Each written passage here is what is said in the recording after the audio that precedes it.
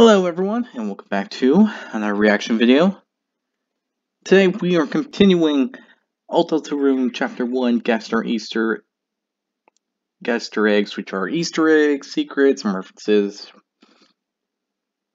You know what, I'm just gonna say All Deltarune, Easter egg, references, and secrets. Now, last week had an interesting amount of references that I didn't even know were being mentioned, actually. So I have to admit that was pretty cool.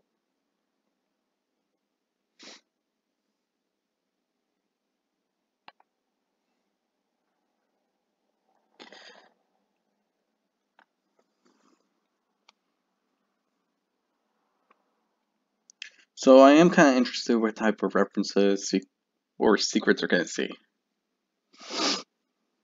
in this part. So, yeah. Really interested in that one. Anyway, if you enjoyed this video, be sure to hit the like button down below. Hit the subscribe button to support the channel, support the content provided. Hit the notification button to be notified immediately when a new video comes out.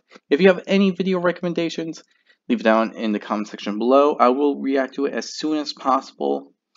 So don't be afraid to leave something down there. I will react to it as soon as possible.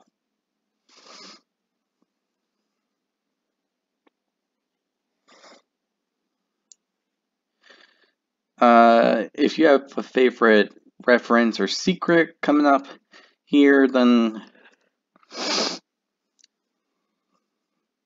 be sure to leave it down in the comment section down below. I would like to hear your opinions of what was your favorite secret or reference or thing mentioned here. The link to this video will be down in the description below, so if you want to see this video uninterrupted or you want to see the full thing, then go check that out and give the creator of this video some love and support. Now, with that said, let's get right on into the video, shall we? Shop is this little doll in the corner just to the left of his head there. This is actually a Temmie-chan doll. There's the Temmies in the Undertale universe. Temmie-chan herself actually worked as an artist on Undertale, and so putting that on the shelf there is just kind of her putting in a little reference to herself. If you decide to check Susie during this fight, it gives you the basic stats. If you read the status screen, you already knew that though. Now normally whenever you die, you get this death screen and it goes through all this different text and things like that. If you lose to Susie and Lancer, it skips all that because you don't actually die, they're just kind of chasing you away. It plops you back on the screen before the battle and you can come right back for a rematch, but the dialogue is a little bit different. Huh. Is that so? Well, I wouldn't actually know. I never lost to Susie or Lancer, so... Is that what I think it is? Yes, it was. They blow it up yet again. Why did you build another one just to blow it up? It's funny. Well, in any case, you defeated us. I suppose we can become bad guys now. Hey, not so fast. It's really boring if you just give up. The least you can do is show some resistance. Yeah, looks like we gotta teach you a lesson. You're gonna thrash us again? Seems like it. Then you immediately dive into a follow-up battle, and you can intentionally lose it again, but this is the last time you'll get any new dialogue. Just a ... How many of these do they have? And blown up again. Please just let us be bad guys. No, not until you stop wanting to. Fine, we don't want to be bad guys. Hear that, Susie? Sounds like we'll have to make you be one then. That's completely unnecessary. I like the sound of that. And if you lose any more after that, you're just going to see that third one play out over and over again. One thing that I absolutely love in the game... That is a stupid way to go through this, but it's hilarious at the same time. Kudos.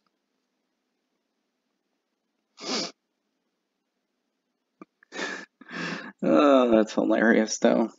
Game, and something I love in real life, is names that biologists end up giving to groupings of animals. Ones that people commonly know, a flock of crows is called a murder. A grouping of eagles is called a convocation. A group of foxes could be called a skulk. There's like an absurd amount of these in real life, so I really love that Toby included that in the game. You can have a board of Jigsawries.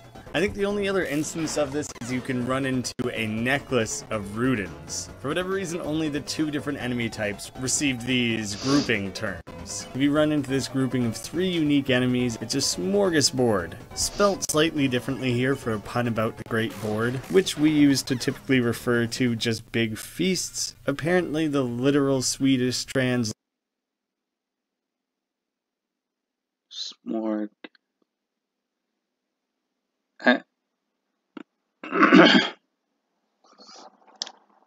Yeah, I don't get it.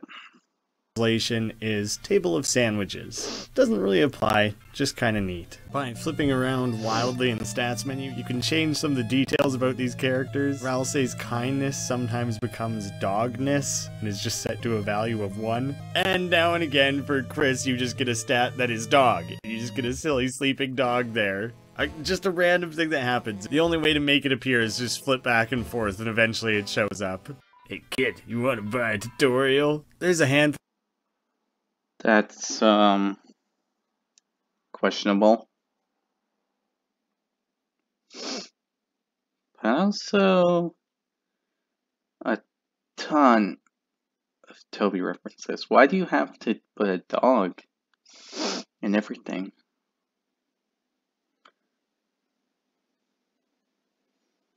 Why not just make the dog appear like in chapter 2? Of alternate Or dialogue takes you can get with these puzzle makers turned tutorial masters. First they try to negotiate how much it'll cost. You can just repeatedly say no, you don't want it, and if you say no to everything, Ralsei steps in. Excuse me sir, I think I have $1. Is it dark? Yes? Oh, perfect, right this way, gentleners. If you go through the whole rigmarole but don't have enough money, just hand over the money and... You don't have enough money? Jumping jigsaws, you're just like us. And people like us gotta help each other out. Come this way. If you do it when you're stone broke. Only $1, please, oh please, I need this right now. Finally. Just hand over the money and... You don't have $1? Jumping jigsaws, you're just like us, and people like us gotta help each other out. Come this way. I kind of like the play-by-play of this. It's weird and sad, yet funny at the same time. If that makes any sense, that is.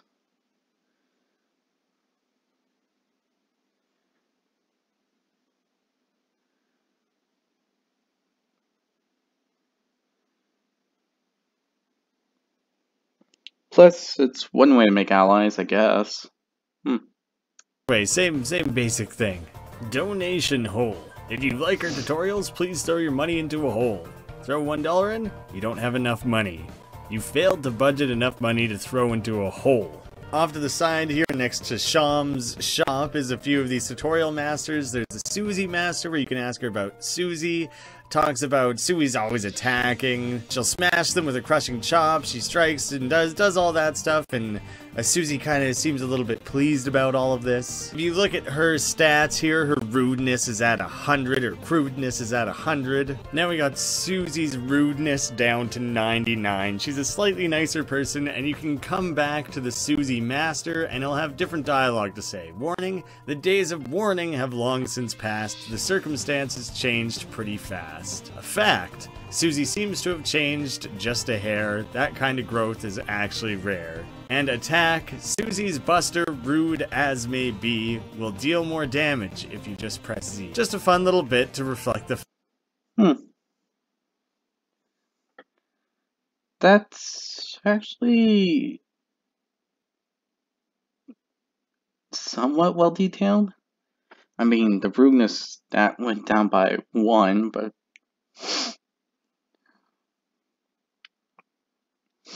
I think you can just change the words a bit, making like a barely even a tiny bit. As a change, I think. Kind of hard to say. The fact that her character has grown. This first battle with the C round is supposed to teach you about acting with Susie, but if you already know it, you can lay down a warning, and the C round actually bails on the fight. You don't have to fight it at all. If you check C round in the first battle that you encounter it, C round, attack 1, defense 0, despite appearances, it's trying its best to defeat you. A pretty subtle, easy to miss detail. It might be very obvious, but I somehow didn't think it through. In checkers, your piece is crowned by reaching the opposite end of the board. This little checker piece literally walks to the end of the board before he receives the crown. It even flashes the board to draw attention to it, but somehow I didn't make the connection, so maybe other people missed it too. If you choose to check the... I think I noticed it.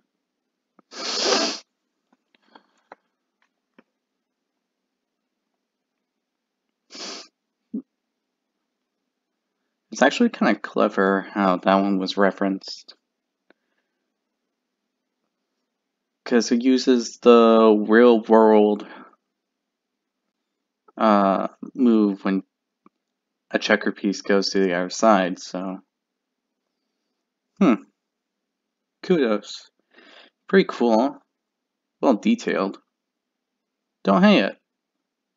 I actually like it more, the fact that it's actually based on the true effects of the game.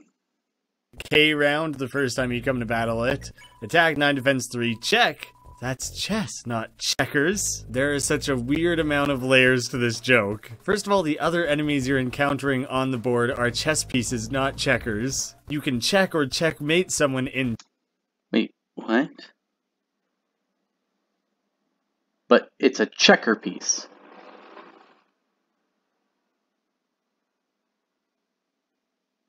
Don't you say...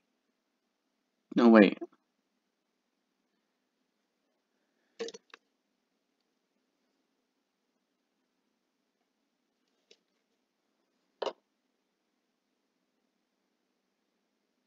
I actually forgot what you say in chess or checkers.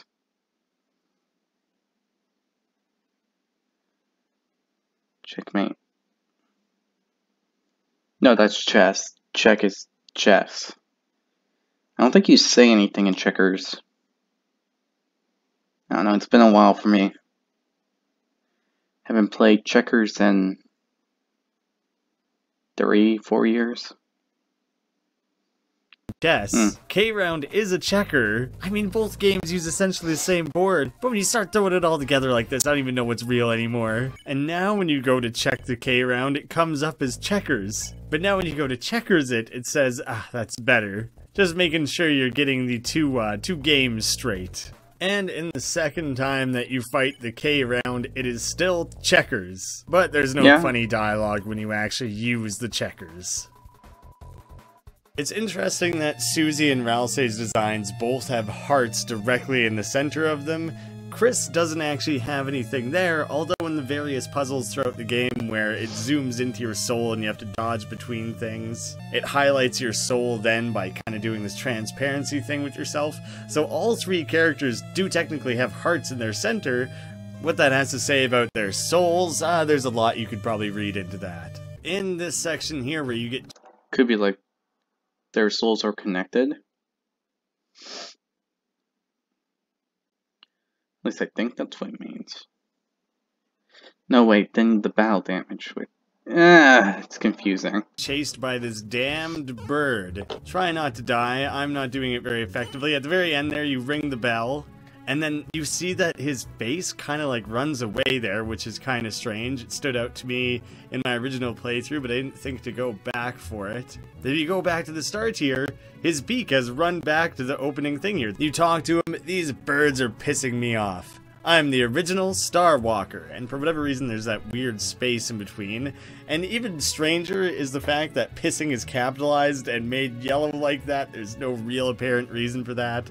Now this Star Walker isn't hidden in this area where there's all the cages and things in the prison. There's another Star Walker just chilling in the corner here. This jail is pissing me off. I'm the original Star Walker. He has essentially the same dialogue. No idea what the purpose of this character is. Totally unclear if this is the same one we saw earlier. I'm confused. What is this character? What is it? Like, is it a star that walks or what? In all honesty, I just thought it was its beak removed from its body, but yet here it is, saying it's a Star Walker? What is that?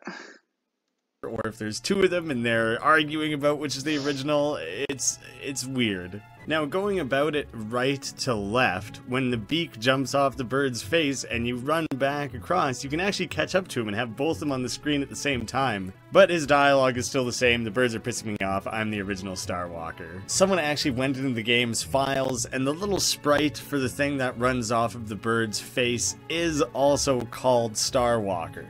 Now this took me way too many damn tries, but if you do this whole chase in this direction, then you can run after the face. If you don't touch the walls at all because they slow you down, you can catch up to him and quickly interact with it. You got $40 from Star Walker's Ambient Luster. So this bird face is 100% these Star Walker things, but there do appear to be many of them, all claiming to be originals.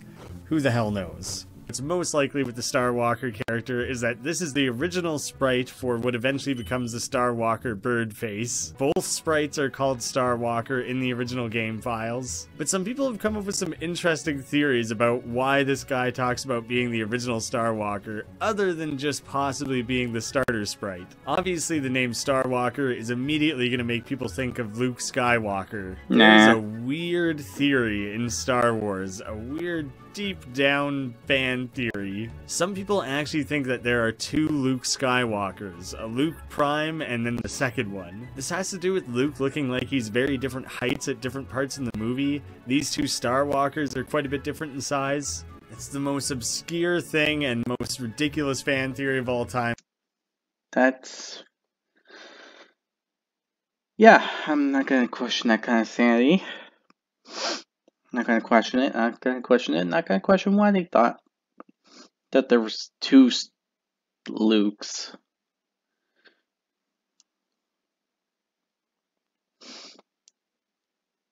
Though this whole Star Walker thing is pretty weird, I kinda get it now why it's there. So it makes me think that probably isn't a reference. It's probably just a joke about the old programmer art that was placeholding. But others have pointed out that this Star Walker looks an awful lot like the Star Man from Earthbound. Possibly another reference in there. Like, I would say that that one is actually likely and the Skywalker one is a little insane. But who am I to say for certain? So at the end of the area with the bird, you enter this separate area. If you just kind of spastically go back and forth between them, eventually you find this hidden area of this lone tree. He is behind the tree. You wrap yourself around the tree, start talking. Well, there's a man here. He offered you something. Yes, you received an egg. Can I offer you a nice egg in this trying time? Well, there's not a man here. He left. Now it's just a regular old tree with nothing behind it. The egg now sits in your key item inventory. Not too important. Not too unimportant. And then when you leave, it spits you back out by the bake sale here. But there is also another egg existing in the overworld. Comes up very early on in the game. Sadly, seems like it already has a partner. This is, of course, a callback to the hard-boiled egg that Teddy was looking after in Undertale. Kind of sad that they're still investing. There were so much stuff about that on YouTube. There was a comment that said that Tim would be proud parent.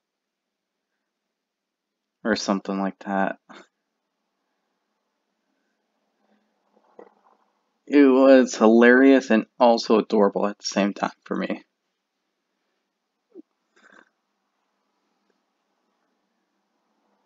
Because It's just weird.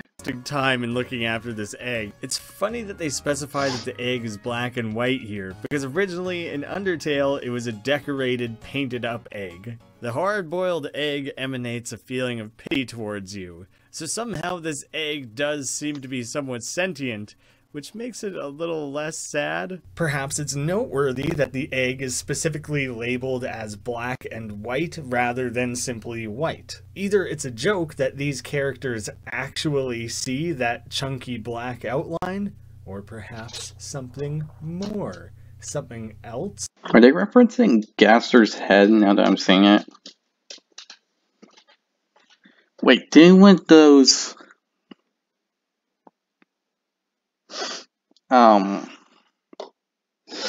followers of Gaster have something that looked like an egg?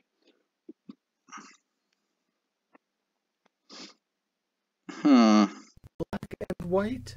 If you try to use your cell phone at any point, it doesn't really go through, and you start getting these noises that sound just like Gaster from Undertale. So that's just kind of spooky, I guess. There's a man here. He offered you something. We didn't actually say no. Then, he needn't be here. You try again? There is not a man here. Another weird thing is that there aren't actually any boundaries in this. You can totally just walk outside of everything. I mean, there are larger boundaries outside of all of that, but it is a little strange that it kind of outlines it like that for you. A common thing people ask to do is to try to use the cell phone here, both in the regular standard area and in the weird outer area here, and it just does the same thing either way. It is the usual Gaster call. I would love to go back after this and see what actually happens if you follow up on it, but I don't think the game actually lets you go back. I've been trying for quite some time at this point, and I'm very sick of it. It's a shame you guys don't make it any further, because my guys are about to smash you into blood. Lots of blood, splooshing blood, very gross and bad. So bad that it's gonna need a bucket. What the hell is up with the bucket, though? It's to put the blood in. Yeah, I'm not supposed to make a mess. This is one I wouldn't have known without your guys' comments, so again, thank you. Turns out Toby Fox has actually made music for Homestuck. I don't know anything about that world except for the limited amounts that people have...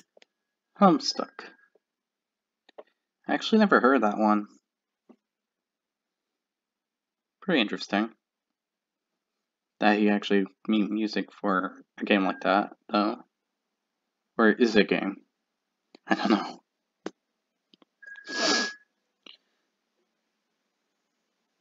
Homestuck.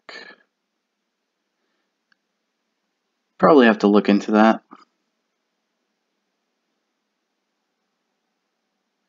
Still interesting to hear that he did music for that, so yeah.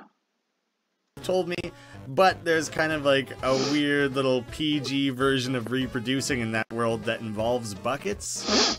I don't really understand how things work in that world, but it wouldn't be such a stretch to think that Toby put this on here as a little tribute to Homestuck and a reference to his contributions to that webcomic. This little bit of dialogue about inviting the guard to visit the trash can is a callback to a line Papyrus had back in Undertale. Once you leave the castle past this door, come all the way back to this little area here, which I think you can access earlier, but I forgot to go check it out. There is a weird hitbox thing going on here where you can actually walk beyond that. And you can just keep walking out of the game, as far as I can tell, indefinitely. But if you go up a little bit, you can get outside of that even, and you start running into the walls that are creating the borders inside. But yeah, you can run around up in there a little bit, and you don't walk across the area to trigger to go to the next area, so you can just end up getting lost up here. Same thing, you can come at it from the bottom as well. And just kind of a funny way you can mess around with the game a little bit is by walking up into the thing that's supposed to signify that you're moving on to the next area there, so you just kind of wig the game out a little bit, and you just go a direction you wouldn't expect. If you intentionally... Well, it was a demo. It was a demo.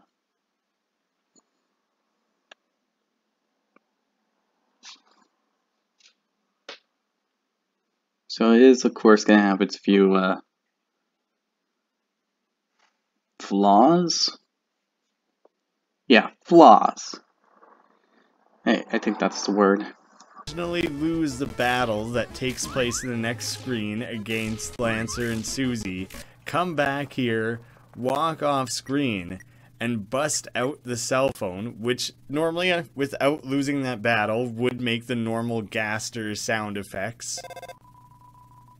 You tried to call on the cell phone, and then before it has a chance for anything to take place, it crashes the game. I guess I'm leaving all this in the video for posterity's sake more than anything else. As it has totally been confirmed to be a bug, it was eventually patched out entirely. So yeah, there was never anything to read into any of the specific interactions that happened here. None of it is supposed to be there.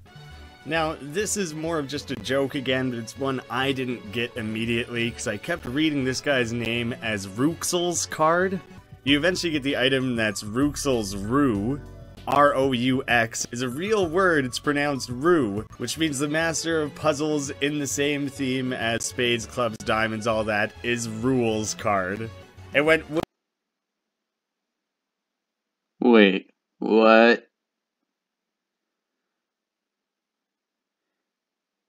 You mean his character is from the form of rules for a card game?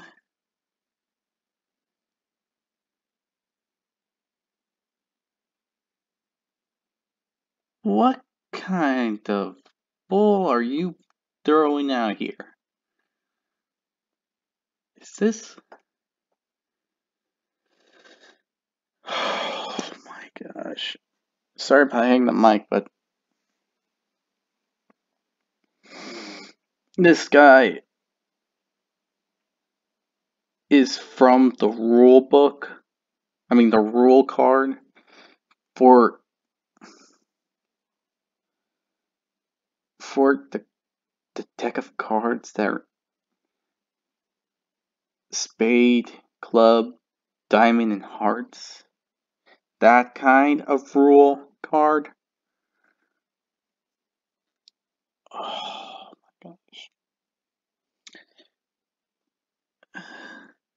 I thought he was something else entirely, not a rule card.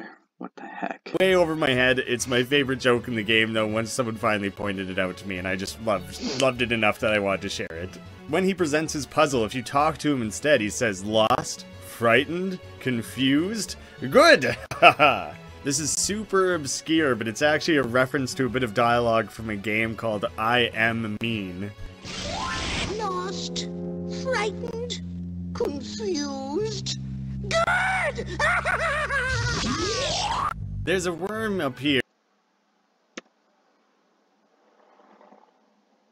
I have never heard of that guy.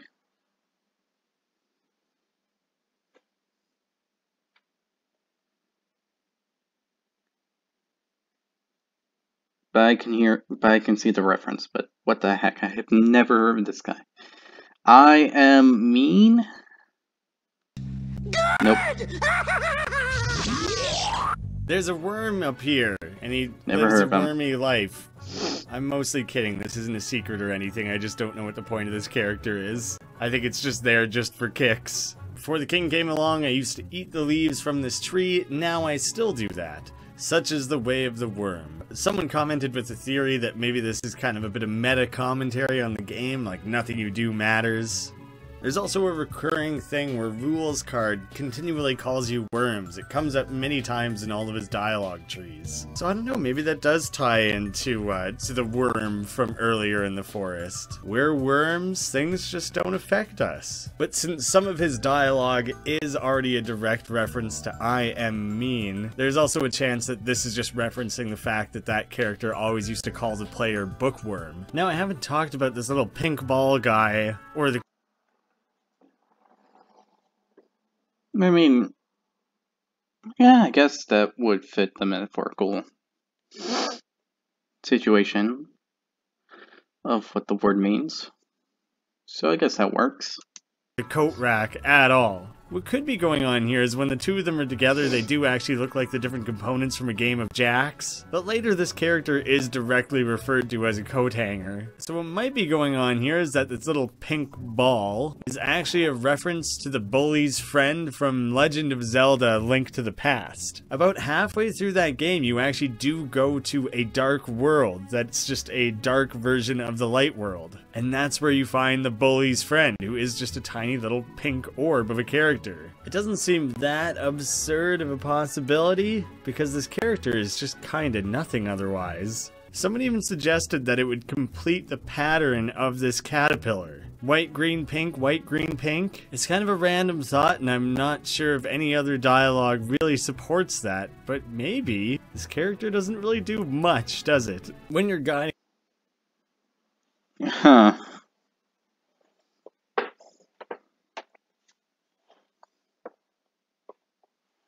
I actually have no idea. It's a possibility, but that would mean that the dots on it are alive too. And we will hear comments from them, so I'm not too sure about that. Susie through this puzzle. If you try to start the puzzle with a swap, Susie mocks this choice. Nice first move, Chris. If you spam a single option, Chris, are you sure you know what you're doing? Spam a single option again. Enough resets. I'm doing the puzzle myself. Okay, I won't, but if you get one suit wrong before the swap, yeah, we solved it. What the hell? We were so close. Let us through anyway. Do that once more. Finally, we solved it. Damn it, wait. We just did the same thing as last time. When you're down in the prison on the far left here, there's a cell with this set of eyes, and when you investigate them, yeah, even I got arrested, and I'm just a pair of eyes. What's the world coming to? This is a really far reach because there's nothing else indicating this, but someone did pitch the theory that maybe these are Sham's eyes. I thought that was at the very least a creative idea. Even though it's probably not true, it probably is just there for the sake of a joke. It is kind of a neat thought. And like the Susie part, where you can just mess with her. That's hilarious. I wish I knew that. Would have been hilarious to do. Got a good laugh on me. When you rummage around in the room, and one of the holes you can it's his find eyes, 20 I really don't think it's Shaw's eyes. rupees. Unfortunately, that's not a useful currency here. Definitely just a reference to rupees from The Legend of Zelda, even though it is spelt differently. It's not even spelt the same as Indian rupees. Now this one isn't really a reference or anything, it's just a very funny joke that I appreciate. It's some kind of digging implement. Now obviously the joke is that Lancer is like the Prince of Spades, you're in the spade wing, there's spade everything all over the place, yet for some reason you can't decipher what this is. That might be up there with one of my favorite jokes in the game. When you take on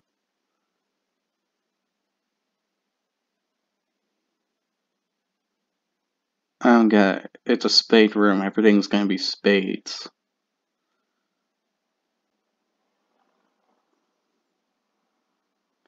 How could you not understand?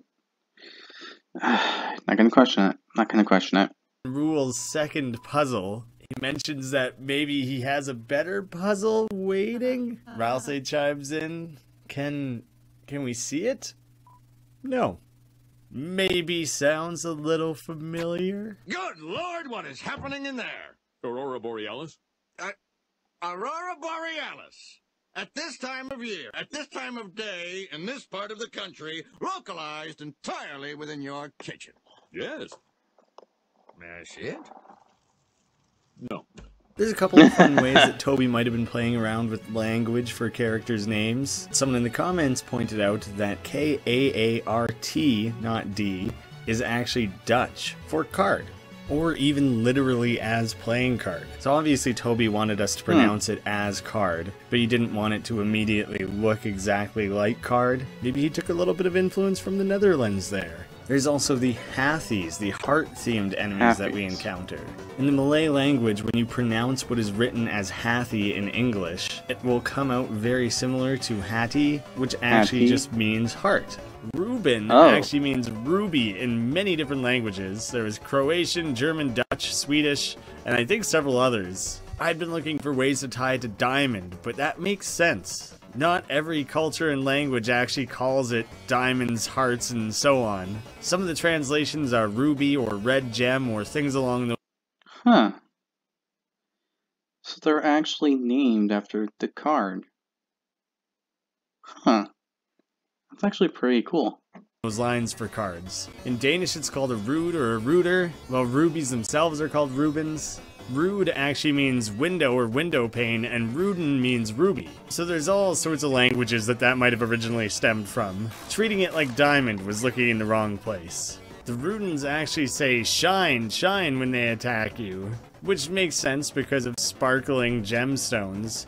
But with that exact same spelling, shine, which I'm probably butchering the pronunciation of, is actually die in Japanese. So that one kind Really? of works on 2 layers, which is I never really knew that. Huh. It's actually pretty cool. Didn't know that. Will I ever use this information again? Probably. very impressive. In the Hearts room here with the Hathies and the 4 different beds, you can see when you look at the different characters, they have unique classes. We have Chris the leader, Susie the Dark Knight, and Ralsei the Prickly Prince. If you inspect all the beds, looks like a bed. Will you rest here? No, you won't. It's not your bed. If you inspect all 4 beds, you've thoroughly investigated. Your rank was upgraded to Bed Inspector. So if you What? go back there, you're now no longer leader, you're now Bed Inspector. This is a bit of a weird one, but it comes up the second time you fight this little doggo checker guy with the little crown on his head. If you chase after it immediately after the battle, you can watch it sliding away, and if you catch up, you can interact with it. There she blows. It's going off to live a better life now. The manual. What kind of life would a crown have?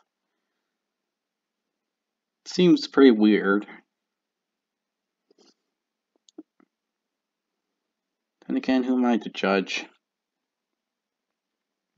a crown and where it goes? That crown could be president one day. Wow, that was just cringe. That Ralsei gives you, the handmade book full of various tips and tricks. You can choose to throw it on the ground. Yes, confirm. You drop the manual on the floor with a resounding thud. Hey Chris, what are you doing? Oh no, is that the manual? Looks like you accidentally dropped it. Here you go, Chris. You don't want to lose that. You got the manual, again. I If you hate that wanna be manual. real heartless. You can go back and throw it on the floor a second time. You toss the manual hard. Its pages scatter in the wind.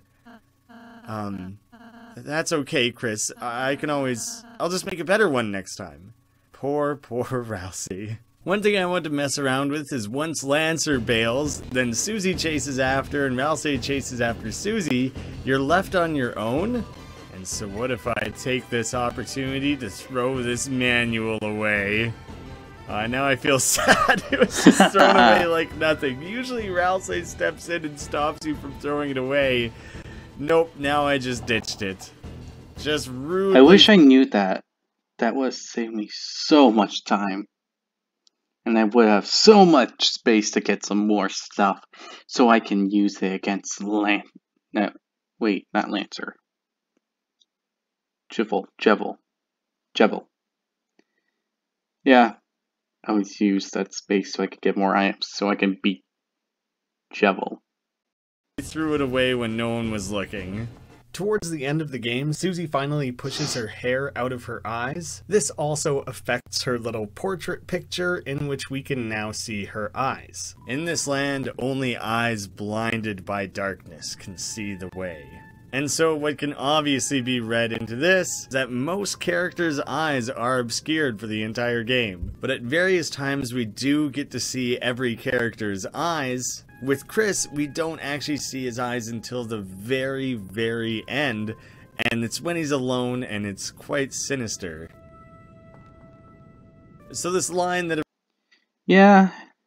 originally seems like it just ties directly to the eye puzzle that takes place next to it about blinding the eyes, seeing the way, all that.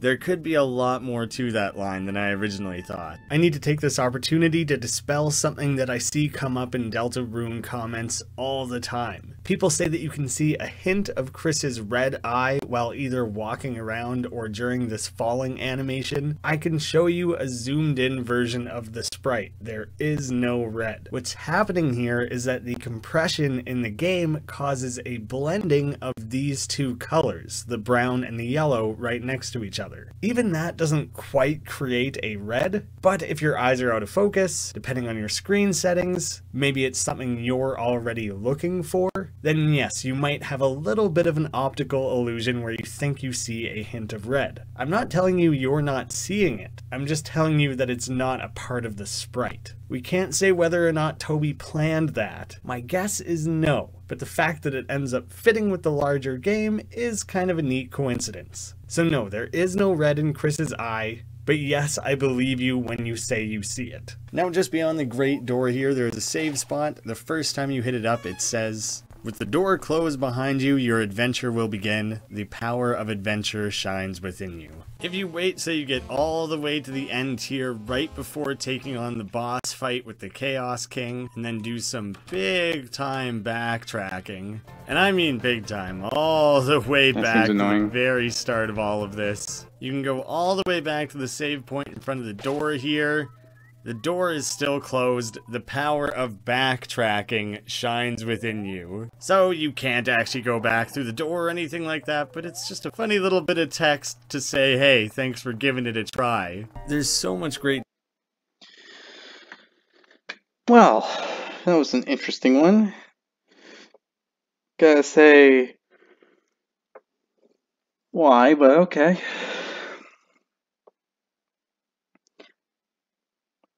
Because I don't think I would ever like to backtrack all the way. Seems pretty weird to do it.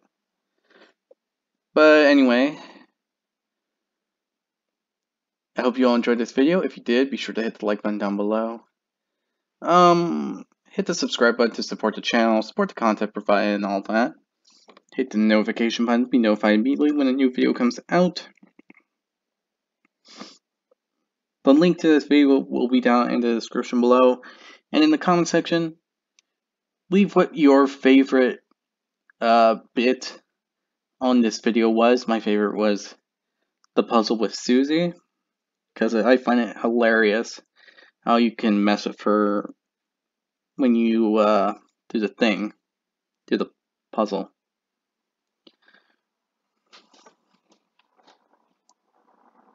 Also, if you have any other video recommendations, be sure to leave it down in the comment section down below. With all that said, I hope you all enjoy, and I'll see you all next time. Bye!